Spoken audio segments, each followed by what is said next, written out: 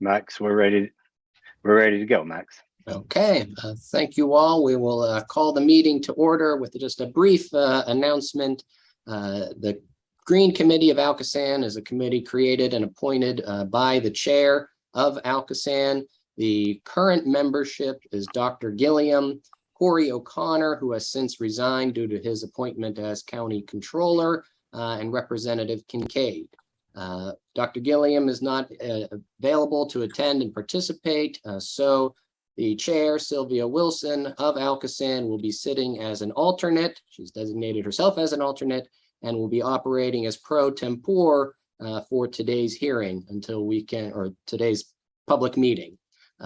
In this instance, she will call for any motions on our action items. Those motions would need to be made by Representative Kincaid. They can be seconded by Ms. Wilson, and then a vote will be called. If it carries 2 votes, the motion passes. If it's a split 1-1 vote, the motion fails. And obviously, if it's a 0-2 vote, the motion fails.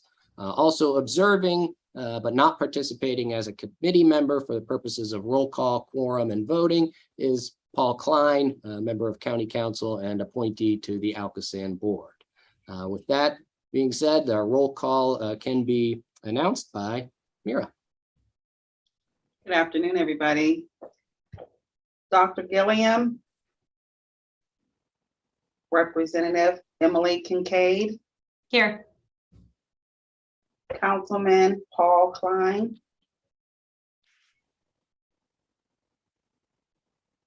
Here. And Miss Sylvia Wilson. Here. Thank you. Thank you, Mira. And yes, Councilman Klein, although it was called for roll call, will not be participating in the votes or be counted towards the quorum. Thank you. All right, thank you. We're going to move ahead with the Green Committee's informational items today for September 15th. The first item is the Grow Performance Evaluation Update. Mr. Jackson. Thank you, Madam Chair. I will turn this over to Mr. Prevost. It's clearly an exciting month for us, going through cycle 7 and the awards. And Tim will walk us through the evaluations and the recommendations of him and his team.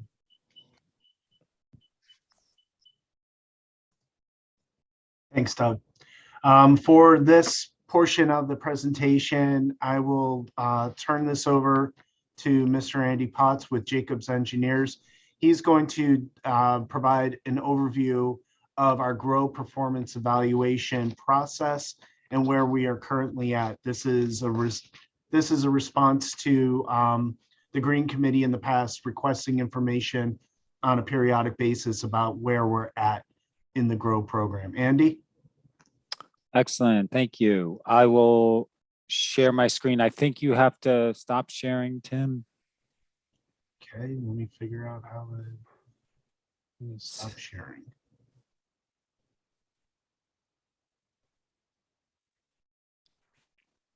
Okay, there we go. Let's go to Stop sharing. Yes. Okay, Let's try this. there we go. Excellent. Okay, well, let's just jump into this. I have a few slides to cover. I'll go through them relatively quickly because I know Tim has a lot of material to cover for the Grow Cycle 7 recommended awards, and I want to make sure there's plenty of time for that, but I'm also willing to slow down and answer any questions. So feel free to stop me or save the questions for the end, whichever you prefer. We're just going to quickly go through a 4-point agenda under this item. We're going to talk quickly about some of the challenges to evaluating performance because it is challenging, but then we'll move into the process that has been developed and is being followed to overcome and address those challenges. We'll do a quick summary of the performance of the Grow projects to date. So that includes 70 projects that have been moved through design, construction, performance evaluation, and close out, and then finish with any discussion or questions. So some of the challenges, this is kind of a short list. You could probably expand on this quite a bit, But some of the most critical challenges we have is that just by the very nature of these projects, the pre-construction monitoring is done during a different climatic period than the post. That's just the way things are. The weather is constantly changing. The groundwater conditions and levels are constantly changing. And so we have to try and adapt to those differences pre to post.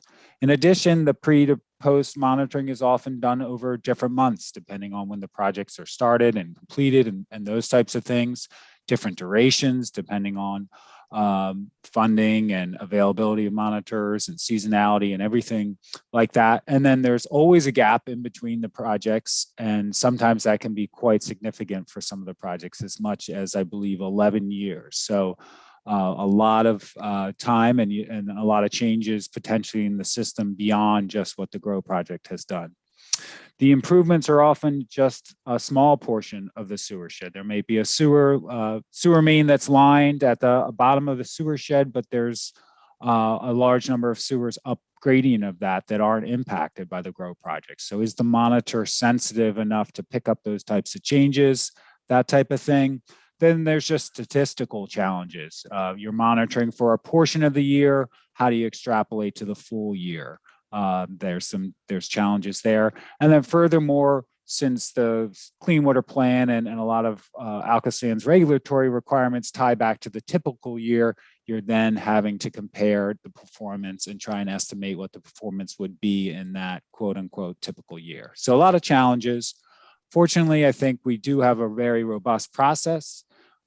Actually, it starts well beyond when the municipality submits their final report, but we're really going to focus on kind of that point on in this presentation. So ALCOSAN receives the final report. They look closely at the as-builts that are included as part of that. Was the project constructed as it was designed and conceived?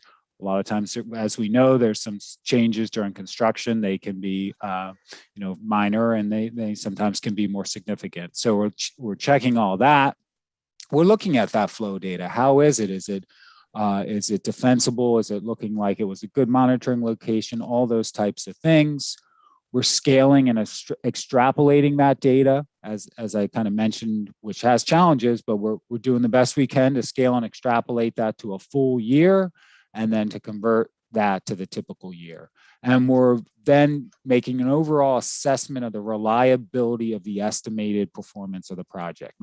So there's a whole number of criteria we're using there. First and foremost, data quality, duration of monitoring pre and post, how representative the pre and post is to one another, the monitored area that I mentioned, any type of hydrograph analysis or other analyses that have been done on the flow data, and how easy it is to extrapolate that data.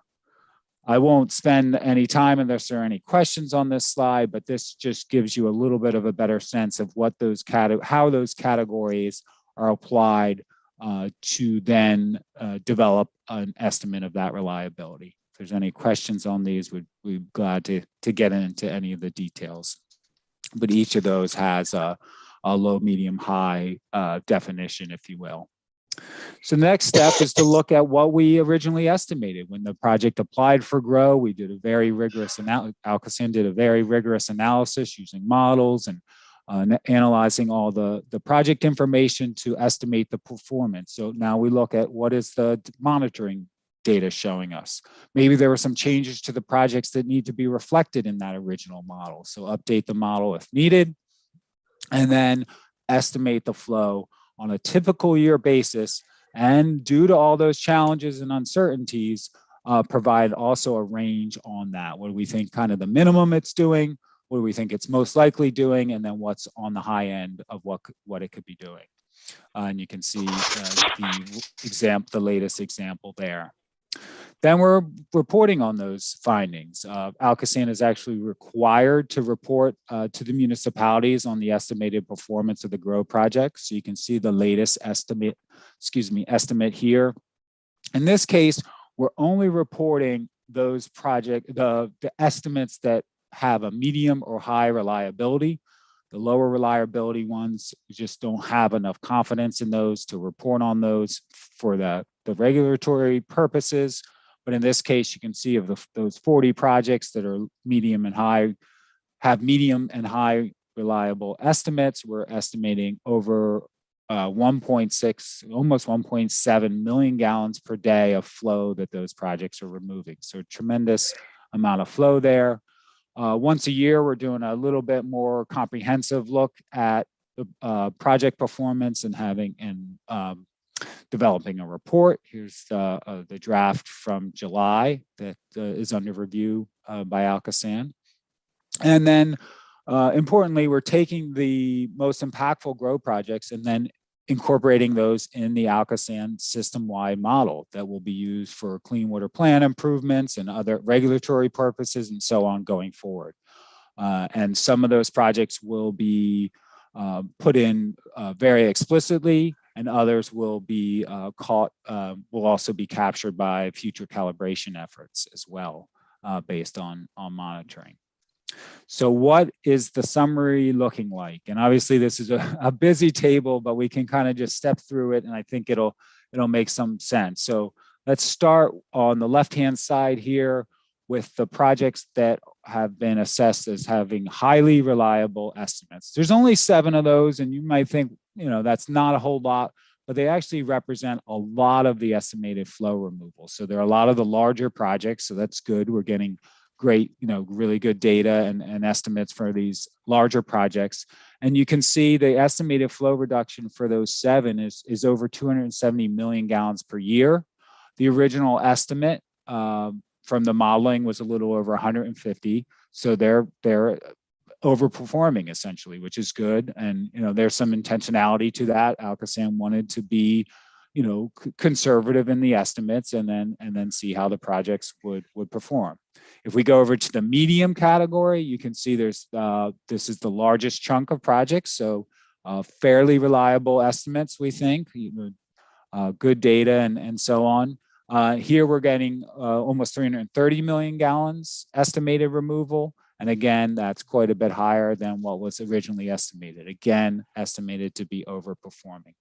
For that final category of low, you might see that number 30 and think that's a lot. Why so many? And there's a couple of reasons for that. One is many of these date back to cycles 1 and 2, so 2016, 2017.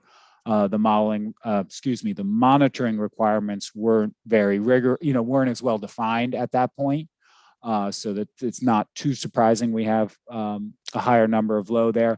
And you also see at the modeled volume removed is only about 10% of the total of all the projects. So they happen to be a lot of the smaller projects. And with smaller projects, again, it's harder to monitor the difference between pre and post. If it's a smaller project, a smaller removal and flow, you're getting into accuracy of the meter and things like that. So it doesn't really at least concern me very much because we're still in the medium and high, again, accounting for about 90% of the overall estimated flow reduction. So I think that's a good thing.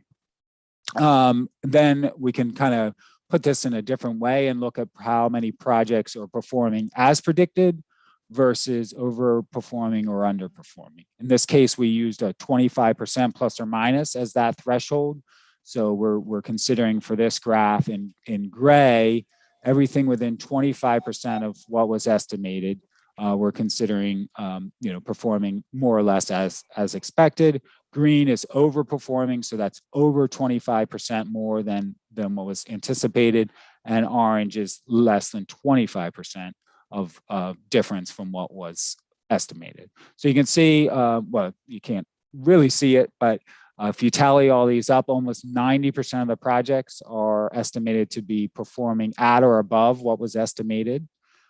So of course that means 11% underperforming, and of that, it's about 15% of the II projects and 13% of the GSI projects, and you can see the numbers. So it's 6 II projects out of 40 and 2 GSI projects out of 15. So again, not a whole lot, and again, those tend to be some of the smaller projects. So overall, I think it's a really good story. I think it reinforces, some of the assumptions that ALCOSAN originally made in terms of project performance, and the fact that the projects are removing significant significant amounts of flow and on average are performing at or above what was anticipated. So that is what we had for today, but again, went through that pretty quickly. So very happy to answer any questions or go revisit any of the information if the committee would like to. I personally am pleased. I'm pleased with the type of results that we're getting from our original talks before these grants were being given to what we're seeing today. It's very significant removal. I'm pleased to see that. But sorry, I interrupted somebody. Oh, that was just me. Okay. Yeah, that's okay.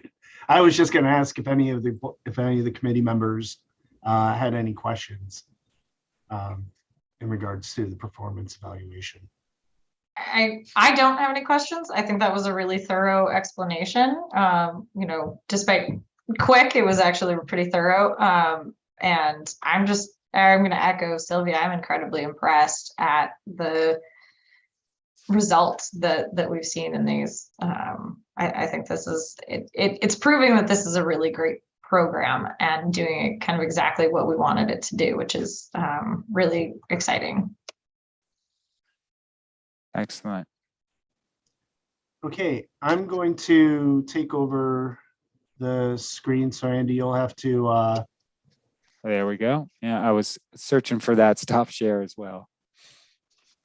Okay, and we'll come back to informational items, growth cycle 7 recommendations. We are now finished up with the cycle 7 evaluations. We had 17 projects. You can see on the map in front of you the spread of the projects. Most of them were in our southern basin, a few of them in our northern basin. Unfortunately, we had no projects in the East Basin this cycle. So that's a goal for me for cycle 8 to start making sure that those municipalities in the Eastern Basin are participating in this program. 17 projects, 1 green, 13 I&I. 1 project was split between I&I and system optimization, and 2 sewer separation projects. As with every year, we go through the top 5 projects for overflow reduction, cost efficiency, and GROW award. This is the overflow reduction.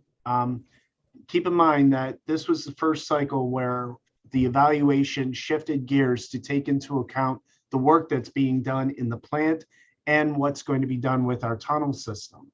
So that is called the interim wet weather plan. It's no longer looking at what it's doing today, but it's looking at how this is going to hold up when all the capital projects have been built out. And so we have 2 big projects: Crafton Broadhead storm sewer separation, removing 8 million gallons, and then Homestead, a green infrastructure project, removing 3.65 million. And then it takes a jump down, but still a fairly significant overflow reduction for these 5 projects. In cost efficiency, we have a handful of projects that are in the less than 60-cent range, and then it kind of takes a jump up. This is a reflection of us changing the way we're analyzing these GROW projects now. And we knew that this was going to happen. When in existing conditions last year, these projects may have come in at a much lower rate. But with the plant expansion, with the tunnels, they are taking care of a lot of overflows by themselves. So these source reduction projects have a higher standard or a higher burden to reach. And we're fortunate that we found a lot of projects that have reached that goal. And then finally, award value. So we have the Crafton project, pretty big award that we're recommending. The Homestead project, full match. I think this may be one of the few times where we've had full match for a green infrastructure project. One other thing that we should point out for this green project was this was Homestead taking advantage of ALCOSAN's offer to do an on-call design service a few years ago, pre-COVID. And so from 2020 and 2021, we worked with Homestead to come up with a project that we knew would help them meet their goals of overflow reduction, but also meet the goals of the GROW program to make this a cost-effective project. Project in Bridgeville, PWSA in Whitehall. You can see that they are fairly small matches, but they're fairly expensive projects also. And they're typical of I&I jobs. Sewer separation, that is just location. And this is a sewer separation system optimization project. Cycle 7 overflow reduction, all in all, 13.27 million gallons in a typical year. You can see the breakout, the green infrastructure, 3.6 million gallons of overflow reduction we're predicting. The sewer separation, over 8 million gallons. These are 2 projects, that's it. The rest of the overflow reduction for the other projects we're recommending are all I&I projects. This is not atypical. This is a typical situation. I&I does not generally remove the overflows the way that the other projects do. But I&I gets water out of the system much better than the sewer separation and the GSI. Over 50 million gallons of water we're estimating will be removed from these I&I projects. And all said and done, just over 64 million gallons in a typical year. So what are we recommending this year? The awards totaling a little over $7 million. This is a little lower than what I think I predicted back in March. I predicted 8 million. Well, I'm not a prognosticator, but this is a fairly good award amount. Again, a bulk of this is going to 2 projects, the green infrastructure and the sewer separation, and then about over 1.5 million for all the I&I projects. So here's all the projects where we looked at. We had 17 applications come in. The projects in green are the ones that we are recommending award. The projects in red, those are the ones that we will send out notification that we are not going to award these 4 projects. This is usually a time where I will stop and see if there are any questions from members of the committee or the board. I was just going to ask, the ones not being awarded or at this point, it's because they're not taking out enough, it's not anticipated to remove enough water at this point. Yeah, that's exactly the case in all of these. None of them are meeting the overflow criteria. And so the secondary criteria is removing how much stormwater they can get out of the system. And these 4 projects, they're not getting enough water out. Some of them may get a lot of water out, but they may also be a very expensive project. And so it doesn't meet the cost-effective criteria that we put forward and GROW. All right, thank you.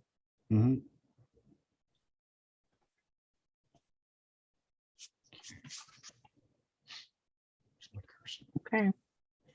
Okay, so this is what you will see. This is the exhibit that you will see on the board agenda next week. It's identified by GROW ID, not by municipality or project, with the potential GROW award.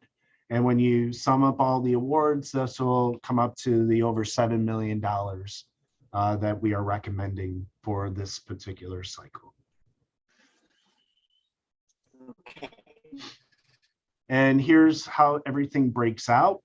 1 green project, 1 sewer separation, 11 I&I for a total of 13 projects. Now, the total eligible project cost, when we go through all the applications, we try to identify where are all these costs eligible.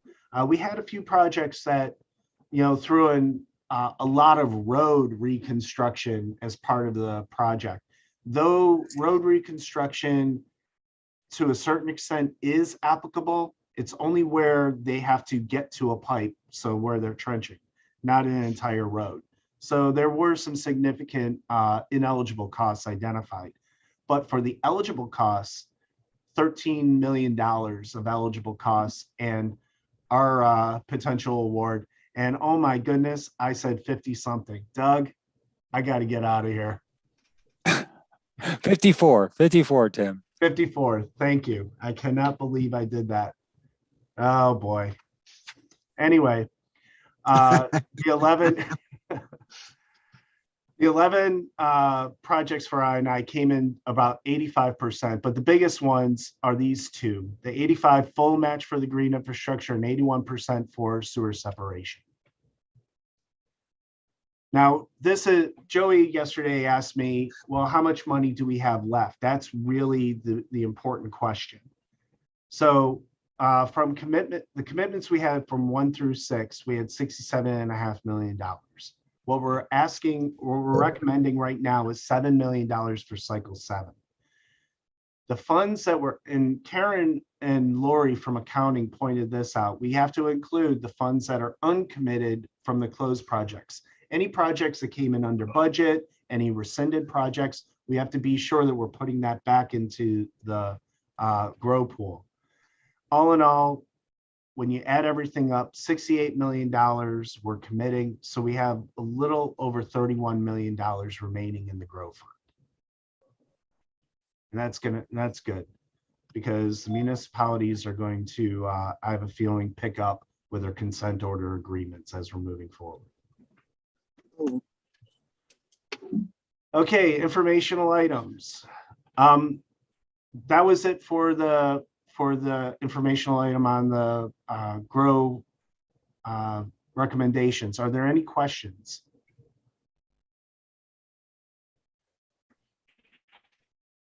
Hearing none. I'm going to talk briefly about the municipal workshops. I don't have any.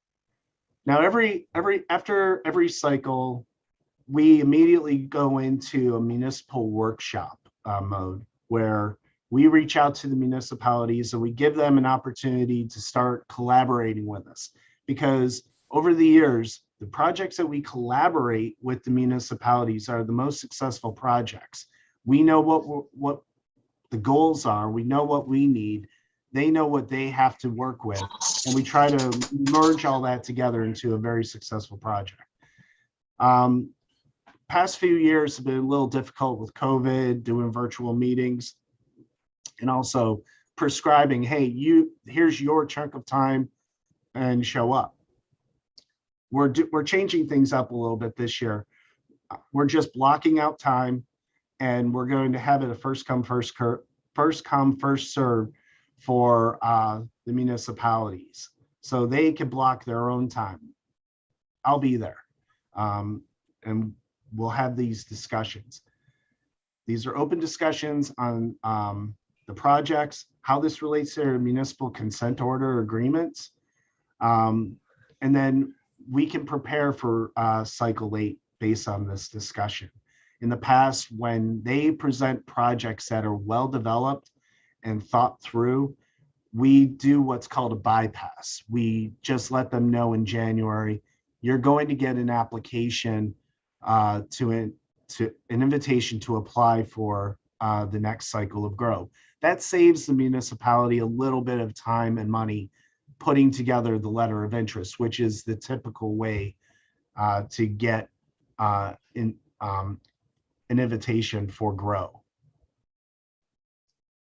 And that's it for the municipal workshops. Are there any questions about that?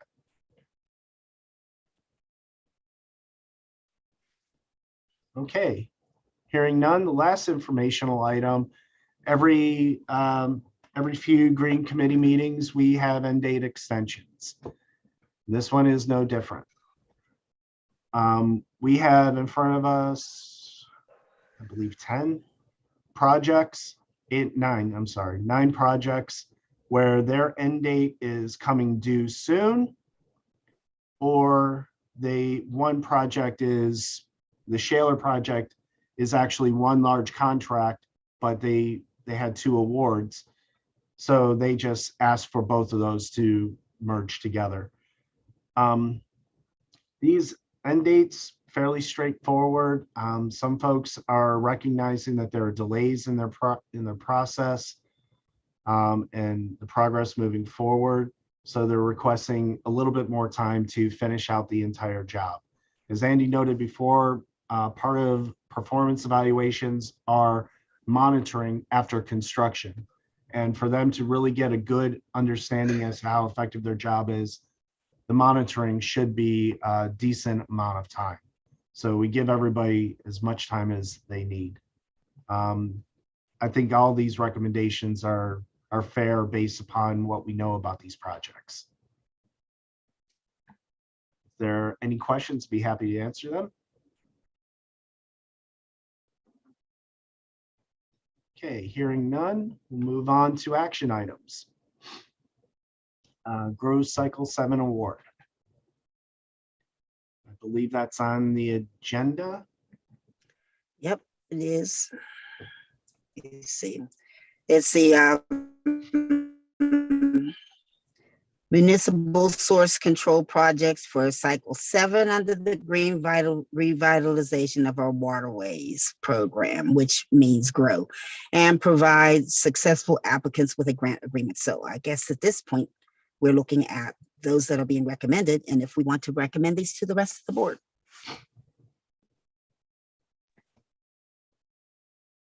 Ms. Kincaid. I was gonna say, is this where a motion to recommend these would be appropriate? Yes, it would be, and I will Okay. second it. All right, I will make that motion. And I second, and all in favor?